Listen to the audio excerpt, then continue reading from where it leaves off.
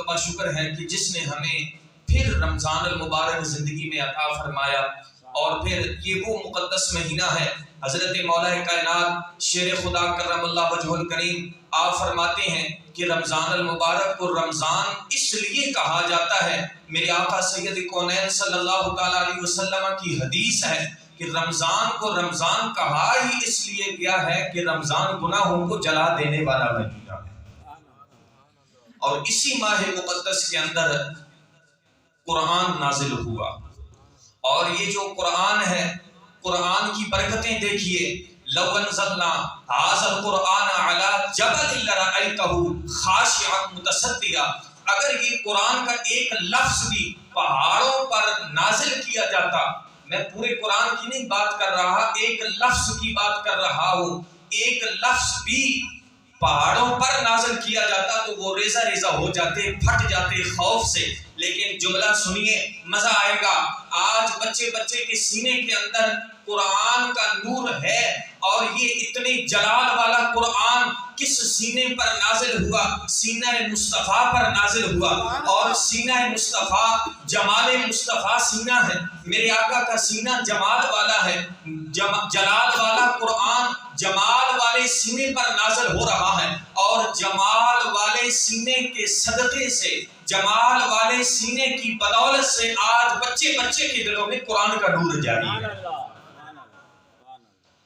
میرے آقا سید کونین صلی اللہ تعالیٰ علیہ وآلہ وسلم کی صحیح حدیث موجود ہے۔ میرے آقا سید کونین صلی اللہ تعالیٰ علیہ وآلہ وسلم نے ارشاد فرمایا، لوگوں رمضان کی اہمیت اگر لوگوں کو پتہ چل جائے کہ رمضان کا مقام کیا ہے، تو پھر لوگ یہ دعا کرتے کہ اے اللہ ایک مہینہ نہیں بلکہ پورا سال ہی ہمیں رمضان عطا کر دے۔ آئیے نبی کے گھرانے کی طرف چلتے ہیں۔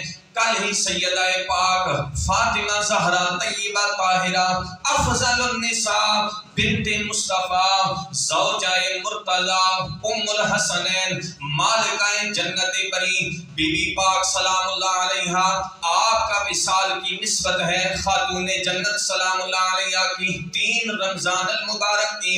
میرے دوستوں، اس کائنات کے اندر کروڑوں اربوں انسان آئے، کروڑوں اربوں انسان چلے گئے، ہزاروں امم، ہزاروں سنگتیں آئیں، ہزاروں چلی گئیں، لیکن کچھ ہستیاں ایسی ہوتی ہیں جو مقصود کائنات ہوتی ہیں، اور ان مقصود کائنات ہستیوں کے اندر سیدہ طیبہ طاہرہ بھی ایک مقصودی ہستی ہے۔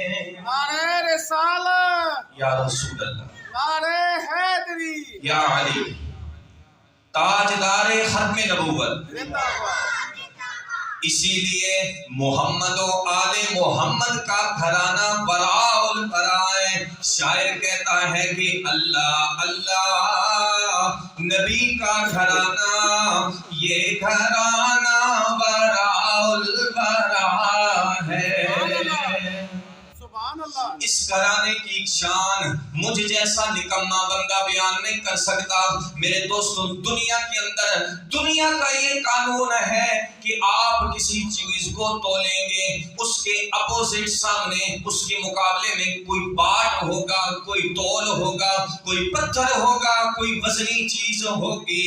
اس لیے وراء الورا کا مطلب آپ کے سامنے بیان کرنا چاہتا ہوں کہ یہ عقل سے وراء الورا ہے کہ دنیا کے اندر ہر چیز کو تولا جا سکتا ہے، مگر محمد و آل محمد کی فضیلت کو تولا نہیں جا سکتا۔ یہ وراء الورا گھرانہ ہے، اس گھرانے کی عظمت و شان کا کیا کہنا۔ سبحان اللہ۔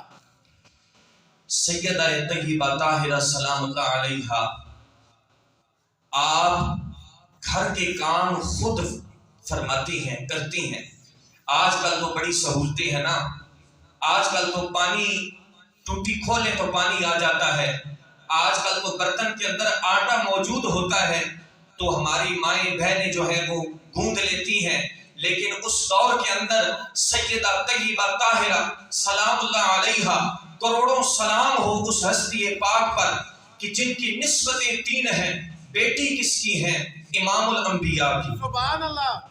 زوجہ کس کی ہے؟ امام الاولیاء کی۔ سبحان اللہ ماں کس کی ہے؟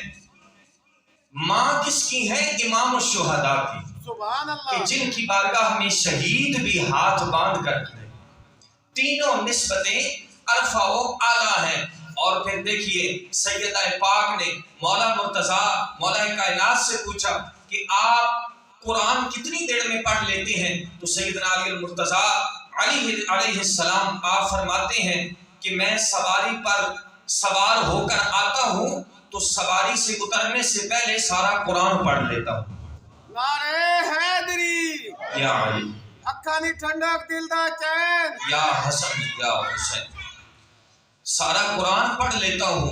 اور جب سیدہ سے پوچھا گیا، آپ علیہ السلام نے پوچھا کہ سیدہ آپ بتائیے، آپ فرماتی ہیں کہ میں چکی کے گالے میں دانے ڈالتی ہوں اور پھر